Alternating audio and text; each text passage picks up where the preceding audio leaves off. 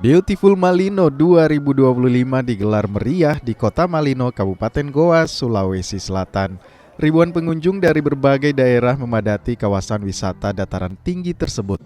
Dengan latar belakang pegunungan dan hamparan bunga, Beautiful Malino 2025 resmi dibuka oleh Bupati dan Wakil Bupati Goa bersama sejumlah tokoh daerah dan tamu kehormatan. Pembukaan Beautiful Malino dimeriahkan dengan kesenian budaya, pertunjukan musik tradisional, hingga penampilan Raim Laode dengan tembang khasnya Komang dan Lesung Pipi. Festival tahun ini bertajuk Warna-Warni Budaya yang menekankan pelestarian lingkungan dan warisan budaya lokal.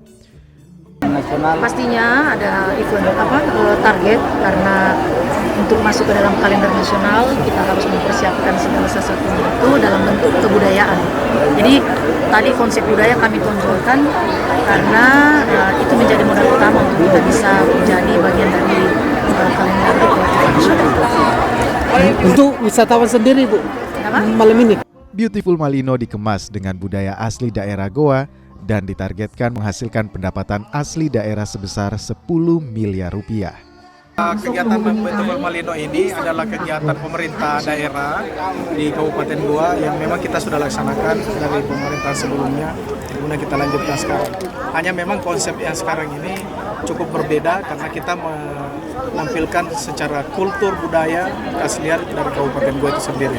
Untuk keterlibatan dinas-dinas tentu adalah sebuah kewajiban untuk kita saling berkolaborasi, saling bekerja sama dengan seluruh stakeholder. Selain hiburan, festival ini juga menjadi wadah promosi potensi wisata dan ekonomi kreatif masyarakat Goa. Pemerintah Kabupaten Goa menargetkan lebih dari 100.000 pengunjung selama perhelatan yang digelar pada 9 hingga 13 Juli 2025. Tim Liputan, Kompas TV.